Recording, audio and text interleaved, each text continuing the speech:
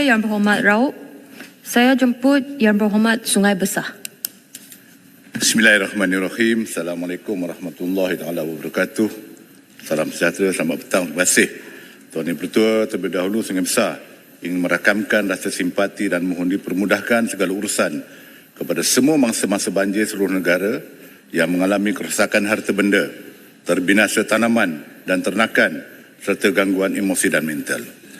Juga mohon diberi kekuatan kepada kebanyakan pesawah di seluruh negara, terutamanya di kawasan saya Sungai Besar yang menerima musibah tanaman padi ditenggelami air, ada yang rosak dan ada yang binasa. Moga Allah akan ganti dengan rezeki yang lebih baik lagi pada masa depan. Terima kasih Tuan Yang Pertua atas kesempatan untuk Sungai Besar mengambil bahagian dalam bahas dasar belanjawan tahun 2025. Saya kira Tuan Yang Pertua, sekali lagi inilah belanjawan yang terbesar pernah dibentangkan bernilai 421 bilion, meningkat 27.2 bilion ketimbang tahun 2024. Besar belanjawan kali ini Tuan Yang Pertua, lebih besar belanja ketimbang pendapatan. Belanja sangat besar, tetapi hasil kesengsaraan rakyat, pelbagai cukai naik, SST naik, harga elektrik naik, harga air naik, beras naik, harga barang semua naik, diesel pun naik. Walaupun dulu kita pernah dengar, hari ini kita menang, esok minyak turun. Tunggulah pertengahan tahun depan, petrol pun akan naik. Ibu segala kenaikan adalah bahan api dan elektrik. Hutang pun naik Tuan Yang Pertua. Waktu ringgit menjunam teruk pada 26 dalam tempoh 26 tahun, pada 20 Februari 2024, harga barang semua melambung naik. Rintihan rakyat semacam angin lalu saja. Bila ringgit mula mengukuh Oktober tahun ini, harga barang tetap sama. Apa usaha kerajaan untuk mengatasi masalah ini? Nampaknya ekonomi kerajaan Madani masih tidak mampu mengatasi kehebatan perkembangan ekonomi waktu kerajaan PN yang berkembang 8.7% tahun 2022, tertinggi dalam tempoh 22 tahun. Hari ini ekonomi hanya berkembang sekitar 4 hingga 6% saja. Malah dalam kedudukan daya saing dunia pun turun 7 anak tangga. Sekarang nombor 34 berbanding Thailand dan Indonesia. Tuan Yang Pertua, jarang berlaku dan mungkin tidak pernah berlaku pasaran saham jadi sendu selepas pembentangan bajet kali ini. Ini tandanya apa?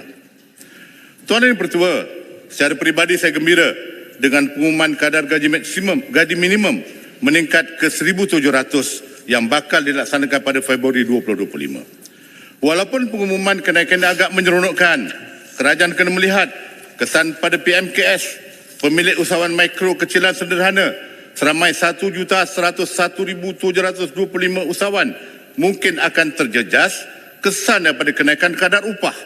Daripada lebih 1 juta usahawan mikro kecilan sederhana ini Tuan Yang Pertua, 955,200 adalah usahawan formal yang taklah memiliki perniagaan yang untungnya besar. Dengan kenaikan harga yang melambung naik, pastinya kenaikan gaji minimum ini akan menjaskan kepada mereka untuk melaksanakan gaji dan upah ini. Apa kesannya nanti? Harga produk akan semakin naik. Persaingan semakin mencabar. Tekanan semakin hebat. Dan ini tidak termasuk lebih 1 juta usahawan informal. Makcik-makcik Kia yang jual pisang goreng tepi jalan contohnya.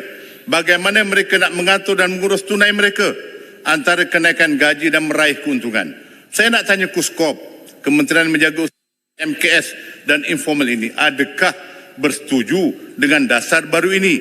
Adakah dibuat kajian kesan dan natijah jika dasar gaji minimum ini dilaksanakan melibatkan usahawan bawah Kuskop ini? Adakah ada perancangan untuk membantu usahawan ini dengan peruntukan yang kecil untuk usahawan iaitu lebih kurang 800 juta? Bagaimana Kuskop melalui agensinya nak membantu usahawan yang saya kira semakin tertekan? Banyak natijahnya, pemberian pekerjaan dan akhirnya menyebabkan peningkatan pengangguran. Kuasa beli semakin kurang kerana harga semakin mahal dan sebagainya. Persoalan terakhir sekali lagi, adakah Kuskop bersetuju dengan dasar gaji minimum ini kerana lebih 2 juta usahawan formal dan informal termasuk penjaja kecil akan terbabit dalam menggaji pekerja. Tuan Yang Pertua, gerakan koperasi dah berusia 100 tahun. Tahun lepas saya ucap tahniah di sini atas sejarah penubuhan secara rasmi Universiti Koperasi dan Keusahawanan di bawah IKMA dan telah beroperasi sepenuhnya. Ini sejarah hebat koperasi di Malaysia sesuai dengan usianya 100 tahun. Sebagai aset kebanggaan negara, saya nak tanya, adakah kerajaan menyediakan dana atau bajet atau peruntukan tambahan untuk IKMA mengurus pentadbiran universiti tersebut sebagai sokongan memantapkan pendidikan koperasi yang nantinya boleh menjaga kepentingan lebih 7 juta ahli ataupun pemegang saham, dan adakah pentadbiran pengurusan dan operasi universiti ini masih bergantung pada dana kumpulan wang pendidikan koperasi yang ditadbir oleh SKM. Tuan Yang Dipertua, ada kira-kira 15,809 koperasi seluruh negara dan keanggotaannya lebih 7.31 juta orang. Saya kira untuk mematapkan perjalanan operasi koperasi ini, bentuk bantuan tidak boleh terharap di SKM saja. Bank berasaskan koperasi, contohnya Bank Rakyat, Co-op Bank, juga boleh membantu koperasi-koperasi kecil untuk pinjaman mudah. Pertanyaan saya, adakah koperasi ini ada sedikit istimewa dari segi permohonan pembiayaan dari bank koperasi atau syaratnya sama juga dengan pinjaman daripada bank-bank komersial yang lain? Apakah fungsi duit kumpulan wang reserve statutory? Siapa yang urus? Bolehkah wang ini digunakan untuk pinjaman mudah kepada koperasi yang mencarum dalam kumpulan wang tersebut? Ini persoalan-persoalan yang mesti dijawab oleh pihak kementerian supaya koperasi bermotivasi untuk memajukan lagi gerakan koperasi mereka. Tuan Yang Dipertua, saya nak menyentuh sedikit tentang pendidikan yang mendapat agihan peruntukan paling besar, amalan biasa demi kemenjadian manusia, lebih 64 bilion peruntukan. Nak menghasilkan manusia yang kuat jasmani, emosi dan rohani dan intelektual, pembimbing iaitu guru mestilah kuat emosinya. Tetapi mutakhir ini kecenderungan guru besara awal sangat-sangat membimbangkan. Adakah sebab beban tugaskah atau disebabkan perubahan dasar pendidikan yang melemaskankah atau ikut makluman? Kalau ikut makluman, setiap tahun lebih 10,000 permohonan besar awal telah dibuat. Ini mungkin belum lagi dasar-dasar lain yang umpamanya dasar digital yang nampaknya tidak berapa serius dilaksanakan. Mungkin itu punca kepada permohonan cikgu-cikgu besar awal. Masih agak kejalan segi pengurusan ilmu dan latihan yang secukupnya kepada guru-guru. Ini belum lagi kisah guru dikelara yang masih tidak dapat dipenuhi permintaan mereka, Tuan Yang Dipertua. Masih PJJ dan inilah gangguan emosi dan mental yang terpaksa dihadapi. Baru-baru ini kisah Cikgu Din. Soalan saya kepada KPM, berapa ramai lagi guru dikelara yang masih tidak dapat dipenuhi perpindahan mereka, dan berapa tahun lagi isu ini boleh diselesaikan? Ini tidak termasuk pula kekurangan guru. Pada bahas yang lepas saya dah bangkitkan masalah kekurangan guru ini. Benarkah sekarang ini 16,000 perjawatan guru tidak diisi? Kenapa tidak diambil segera? Guru-guru baru lepasan UFSI dan lain-lain IPTA. Kita sorot sejarah ketegasan Putrajaya membuat keputusan mengambil lebih 18,000 guru pelbagai jurusan sama ada ijazah pendidikan ataupun tidak. Dan kami mohon keseriusan KPM mengambil ataupun mengatasi masalah ini. Tuan Yang Dipertua, saya datang daripada kawasan Sawah Bendang. Bergeluman dengan selut dan lumpur itu biasa. Teruja dengan pembentakan Yang Amat Menteri Kewangan yang mana akan memulakan usaha rintis penanaman padi daripada 4 musim ke 5 musim dalam tempoh 2 tahun. Usaha yang sangat baik, Tuan Yang Dipertua. Persoalan saya, infra dan pengairan sudah dinaik tarafkah? Varieti padi sah kita sudah diuji tempoh matangnya kah? Baik pulih tanah sudah dilaksanakan ke belum? Sehingga kini kita masih agak jauh ketinggalan dari segi infra dan tempoh matang padi daripada negara jiran kita. Contohnya Vietnam, tempoh matangnya antara 80 hingga 85 hari. Indonesia dan Thailand 75 hingga 80 hari. Dan sudah menanam 3 musim setahun. Tapi negara kita sehingga kini antara tempohnya 110 hari hingga 120 hari. Sepatutnya sudah ada ujian untuk memperkenalkan tempoh matang padi negara kita antara 80 hari. Jika 80 hari, Tuan Yang Dipertua, petani akan untung sedikit. Untung dari segi penyediaan baja dan racun. Untung dari segi upah dan penjagaan. Pesawah kita belum lagi memperolehi pendapatan yang memberangsangkan. 5-6 musim ni saya kira pendapatan mereka agak berkurangan dan sangat terasa. Tetapi yang paling pelik, yang paling membimbangkan menimbulkan kemarahan para pesawah terutamanya di kawasan saya Skincan dan Sungai Leman adalah projek baja rintis kementerian dengan melantik syarikat untuk memberi perkhidmatan membaja lot-lot sawah individu. 1,900 lot ditenderkan kepada satu syarikat untuk membaja sawah-sawah petani. Ini sangat luar tabi'i dan sangat luar biasa, Tuan Ketua. Tidak pernah berlaku dalam sejarah turun-temurun pesawah membaja diserahkan kepada satu syarikat. Saya nak tanya Kementerian, berapa jumlah ringgit tender diberikan kepada syarikat untuk mengendalikan pembajaan kepada 1,900 slot di kawasan Skincan dan Sungai Leman. Tuan Yang Pertua, Yang Amat Berhormat Menteri Keuangan menyebut juga Skincan mampu memperoleh 12 tan. Ya, benar. Sebelum projek rintis ini pun, pesawah kawasan ini sudah biasa dapat 12 tan. Lebih 10 tan itu biasa. Tetapi musim ini, dengan projek baja rintis yang banyak rungutan daripada pesawah atas kelewatan perkhidmatan pembajaan. Kalau hasil mereka turun, Tuan Yang Pertua, kami mahu Kementerian bertanggungjawab dan membayar pampasan kalau hasil mereka turun pada kali ini. Tuan Yang Pertua,